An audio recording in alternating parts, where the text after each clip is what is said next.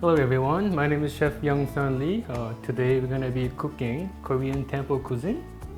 Today I have Chef Jorge here. We're going to make some Korean temple cuisine dish together. Korean temple cuisine is based on Buddhism in Korea, and also it's 100% vegan. But right now what we're trying to do through this video is we should teach some people about the cuisine and then how we can make cuisine better by improvising with local ingredients and other serving style. Okay, so today we have Chef Jorge here. Hello, Chef Jorge. Hi, how are you? How's everybody today? I'm Chef Jorge, and I will be assisting Chef Lee. Once we are done with that, I will go ahead and I will actually just make a new version of the pancakes and what we're about to create right now. So today we're gonna actually make this dish called tofu Korean mint pancake, chili pancake, but it's really hard to find Korean mint here, so we have the substitution, regular mint and cilantro together. The one important fact about Korean temple cuisine is we're not allowed to use onion, garlic, scallion, leek, chive. Okay, so these are very pungent vegetables or spice, but this is again based on Buddhism, so it's a base of meditation. So I'm gonna show you let's go over with the ingredients, Chef Jorge.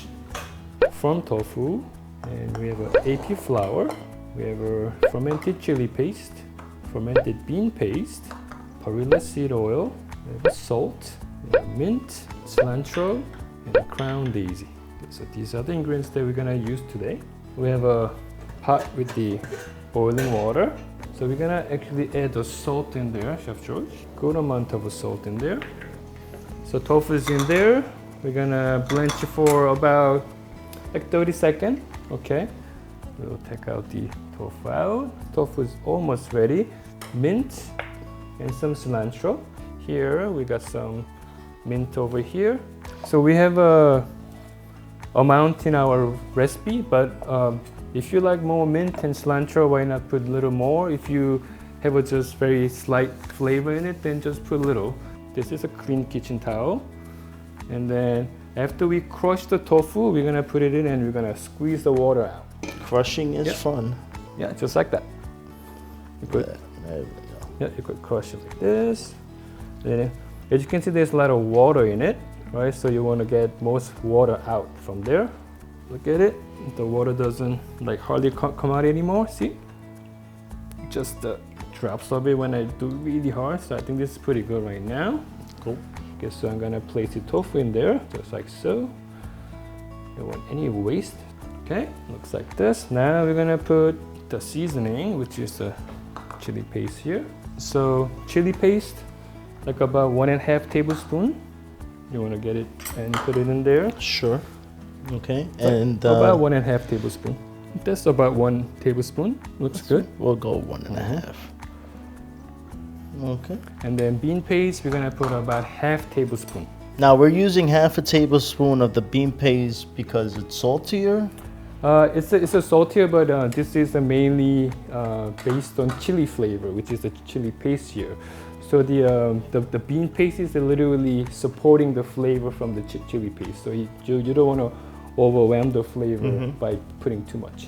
And then we're gonna put flour.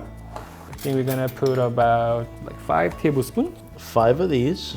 Right.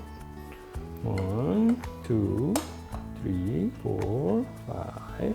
Right here, what I have is I made like really quick vegetable stock. Okay, these are just boiled mushroom stems, and then after they boil, I soak the kombu, dried kelp, in there for about 30 minutes. So this is about 1/2 cup. That is. Yeah. So I don't want to put every water in there, so because you don't actually know how much dry flour contains the moisture, so you want to put little by little.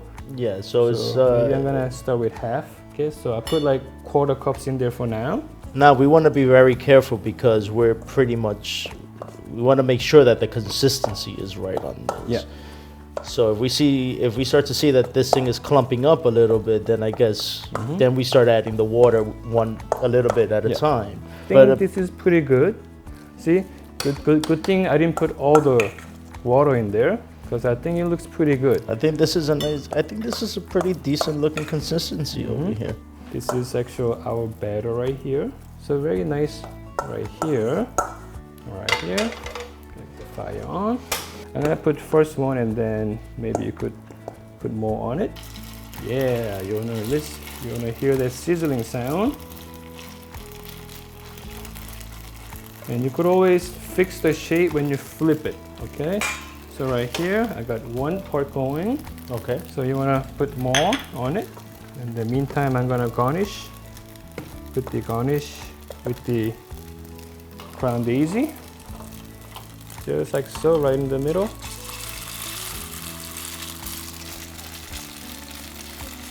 Now, usually what do you eat these pancakes with? I mean, is this something that you eat by itself, or do you accompany it with a couple of things?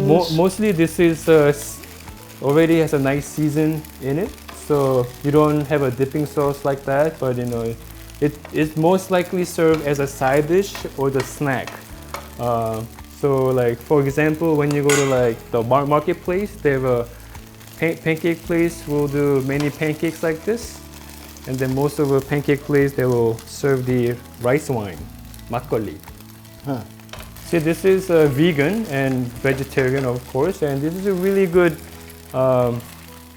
substitution for many different snacks, and even this could become your meal. Just to check the bottom, and I think this is nice. Okay, so we'll put it on the. So you gotta flip it. I'm gonna flip it over like look at that. Beautiful, excellent. Yep, this one's good to go. Okay. Pretty much finished making this dish, original recipe.